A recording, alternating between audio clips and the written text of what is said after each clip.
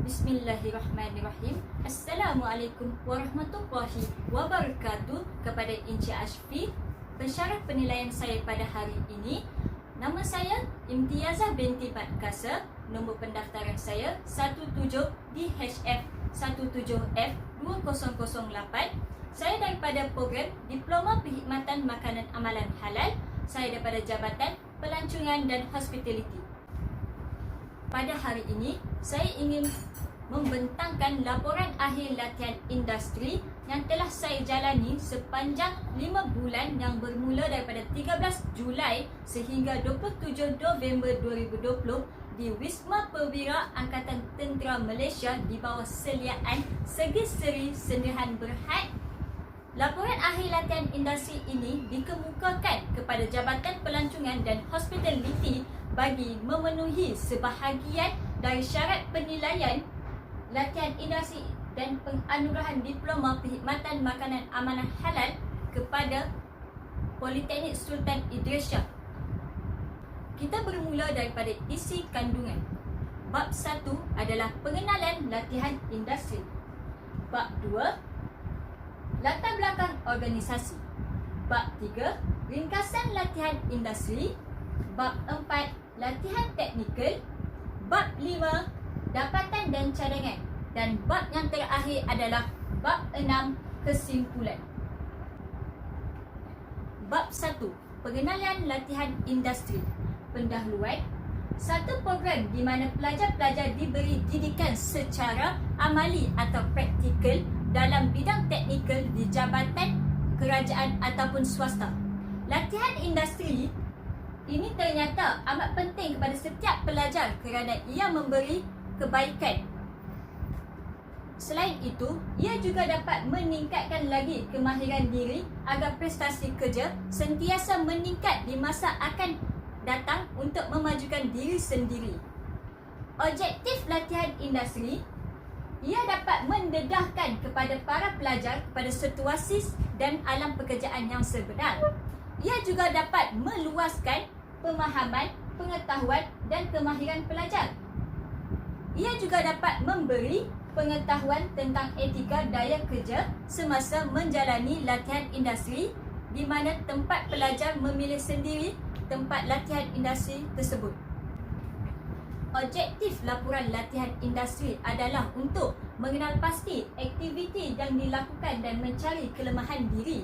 Kedua, mendisiplinkan diri dengan cara peka dalam keadaan sekeliling. Ketiga, mencari kelemahan diri dalam membuat sesuatu tugasan dan seterusnya memperbaiki mutu pekerjaan yang dilakukan semasa menjalani latihan industri. Kepentingan latihan industri adalah memberi pengetahuan tambahan dan pengalaman yang berguna. Kedua, memberi gambaran awal kepada pelajar terhadap dunia pekerjaan yang sebenar. Ketiga, memberi cara berkomunikasi yang lebih berkesan. Dan yang terakhir adalah melahirkan pelajar yang lebih berani dalam menghadapi segala kemungkinan di alam pekerjaan setelah tamat latihan industri di tempat yang mereka pilih. Slide seterusnya ialah latar belakang organisasi industri. Latar belakang Wisma Perwira ATM Angkatan Tentera Malaysia ialah Perdana Menteri Datuk Seri Najib Tun Razak merasmikan bangunan Wisma Perwira Angkatan Tentera Malaysia ATM yang baharu di Jalan Semarak pada 4 September 2008. Wisma Perwira baharu itu mempunyai 2 menara masing-masing sebanyak 14 tingkat. Ia berfungsi sebagai tempat penganjuran majlis rasmi dan tidak rasmi tentera, seminar, mesyuarat dan penganjuran aktiviti lain. Latar belakang Segi Seri Sendirian Berhad pula adalah Segi Seri Sendirian Berhad adalah syarikat yang dimiliki 100% Bumi Putera Segi Seri Sendirian Berhad. Ia bermula sejak 1995 dan telah dibangunkan oleh Encik Azhar Baharudin. Pada tahun 2003, Segi Seri Sendirian Berhad didaftarkan dengan rasminya di bawah Kementerian Kewangan Malaysia dan bertaraf Bumi Putera. Slide yang seterusnya adalah ini adalah peta lokasi Wisma Perwira ATM di bawah selian Segi Seri Alamat Segi Seri Sederaan Berhad, Wisma Perwira, Jalan Tekpi Off, Padang Tembak, 50634, Kuala Lumpur. Slide yang seterusnya ialah visi dan misi Segi Seri Sederhan Berhad. Visi Segi Seri Sederhan Berhad ialah to be a leading company in thirdly halal food purchasing and food packing industry to cater the domestic and global market demands. Misi Segi Seri Sederhan Berhad ialah to be a Bumi Putera model company in providing excellent service and customer certification. Ini adalah logo Segi Seri Sederhan Berhad. Slide yang seterusnya ialah aktiviti organisasi yang telah dijalankan oleh Segi Seri Sederhan Berhad. Yang pertama, buffet and dome service. Yang kedua, pet food RTE cook chiller product. Yang ketiga, catering wedding corporate event. Yang keempat, event coordinator OR and event venue. Yang kelima adalah raw material supplier. Dan yang terakhir adalah produk restoran paste. Bab 3. Ringkasan aktiviti latihan industri. Sepanjang saya menjalani latihan industri, saya telah dibahagikan kepada 3 bahagian atau department yang berlainan semasa menjalani latihan industri di Wisma Perwira di bawah seliaan Segi Seri Sederhan Berhad. Bulan pertama atau saya diberi peluang sebanyak 7 minggu berpeluang masuk ke bahagian kitchen. Sebulan kemudian saya berpeluang masuk ke bahagian steward department.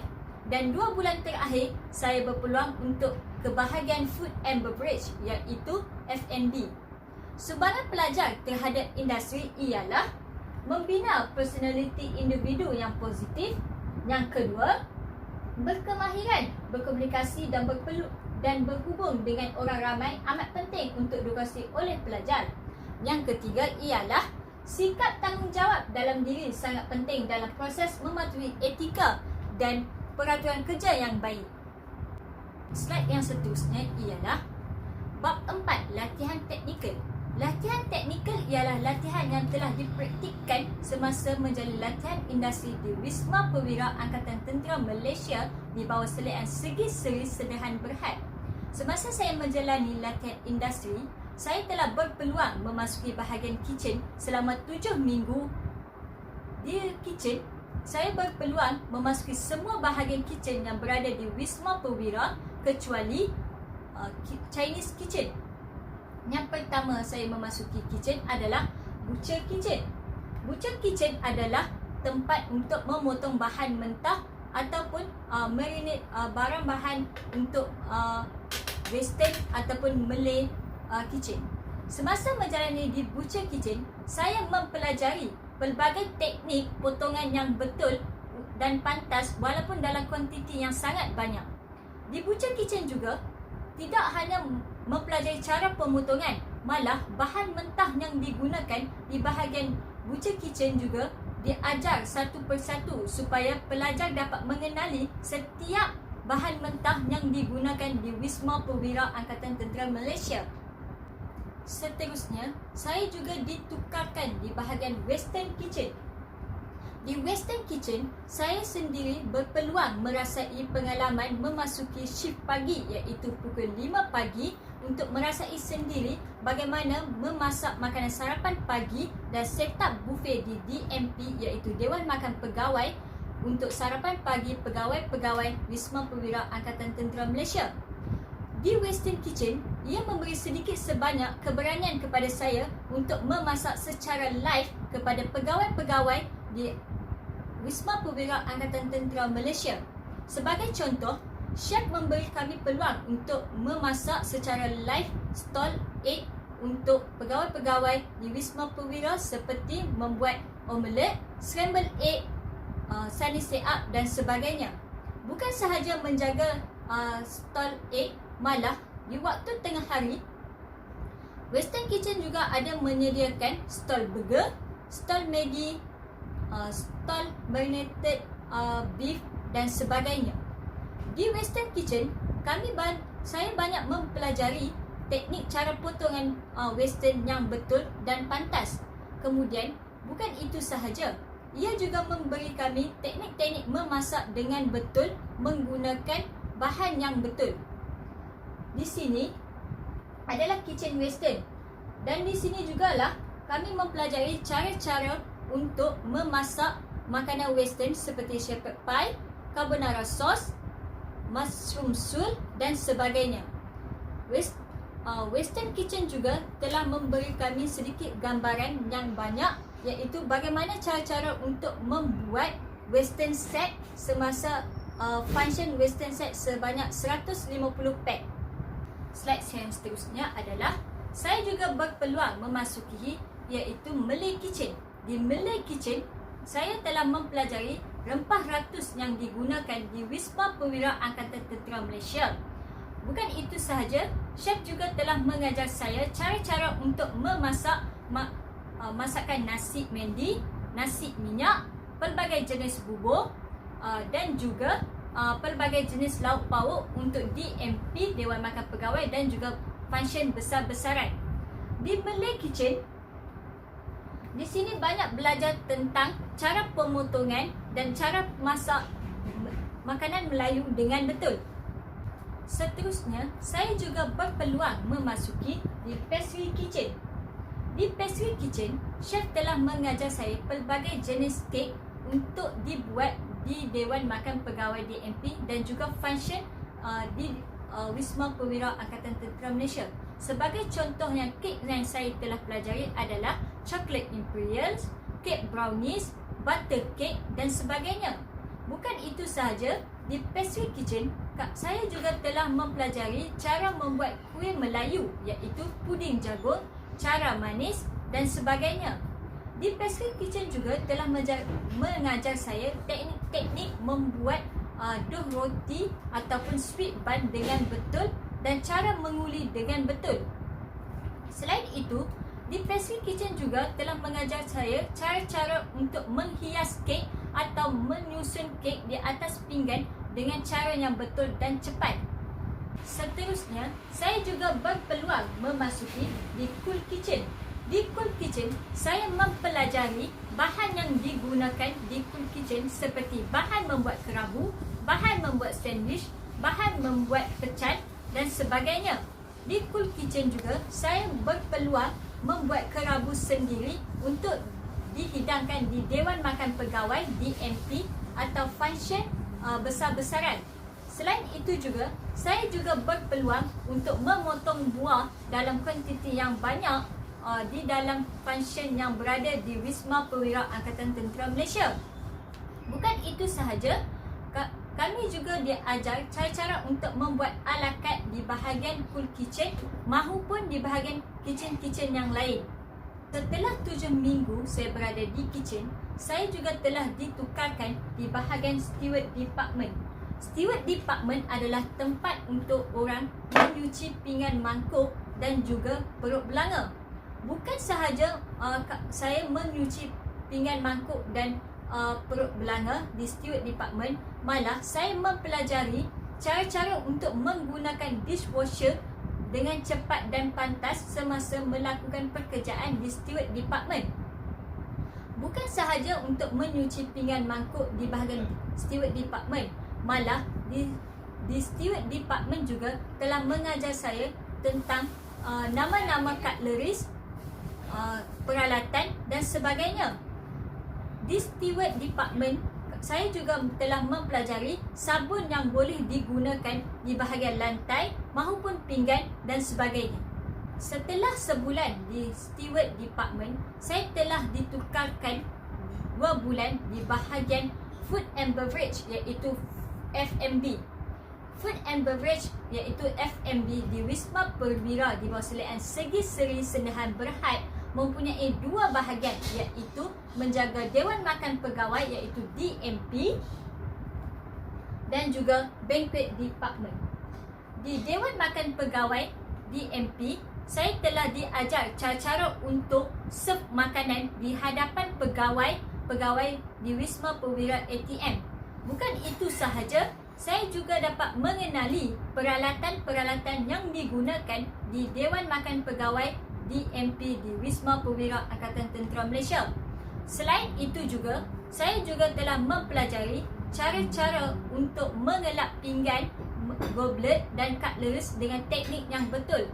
Sebagai contoh yang telah diberikan tip di sana adalah untuk mengelap goblet supaya berkilat, menggunakan air panas dan meletakkan sepotong slice lemon. Kemudian goblet tersebut terbalikkan dan mengambil wap air panas tersebut. Kemudian lap menggunakan kain yang bersih dengan cepat.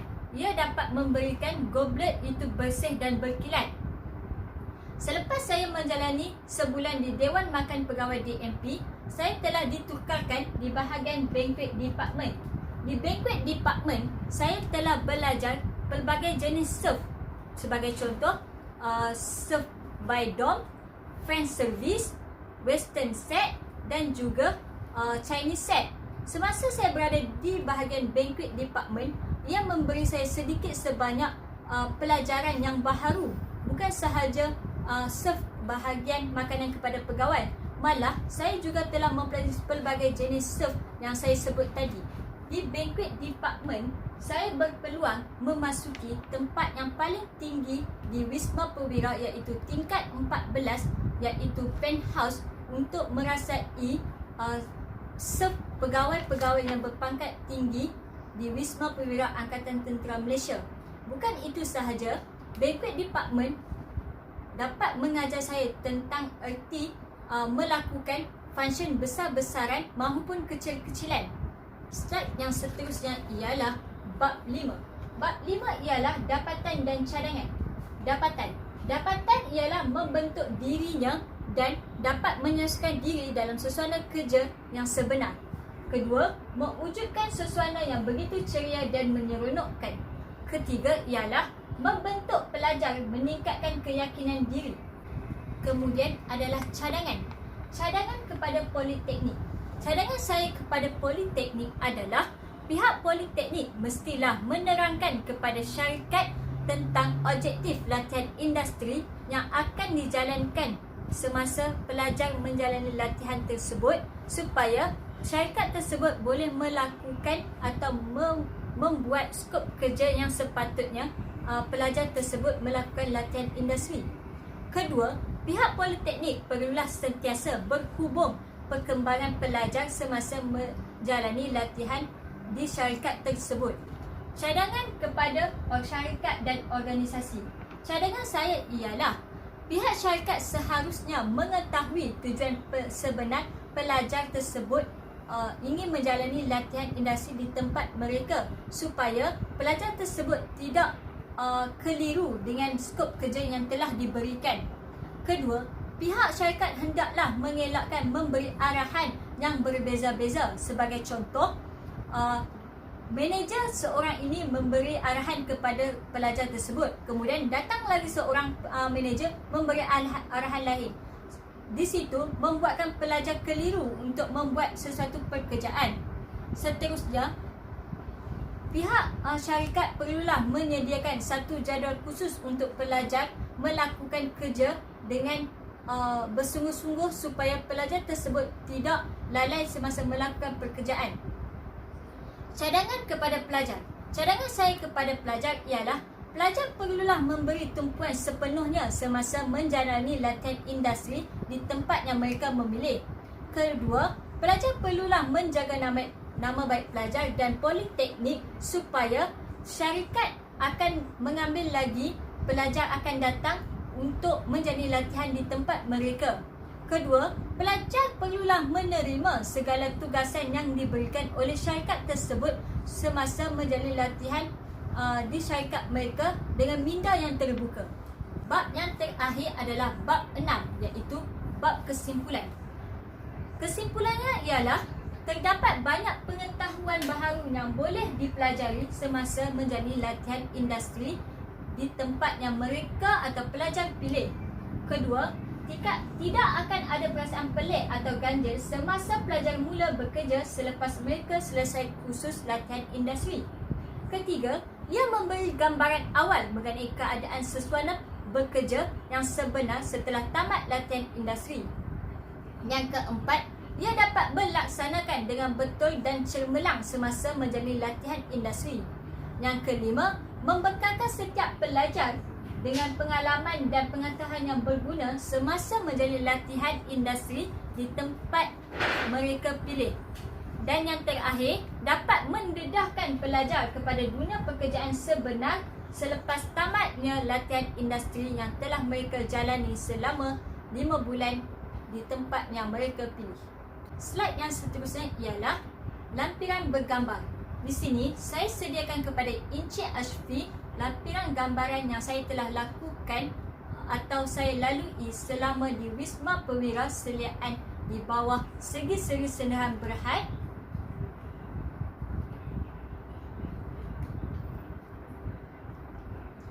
Di sini, saya ingin mengucapkan ribuan terima kasih kepada Encik Ashfi kerana menjadi pensyarah penilaian latihan industri saya pada tahun ini, dan juga ribuan terima kasih kepada Politeknik Sultan Idris Shah kerana memberikan saya pengalaman melakukan latihan industri selama 5 bulan di Wisma Perwira di bawah Seliaan Segi-Seri Sendahan Berhad. Di sini saya ingin mengundur diri dan terima kasih kepada semua.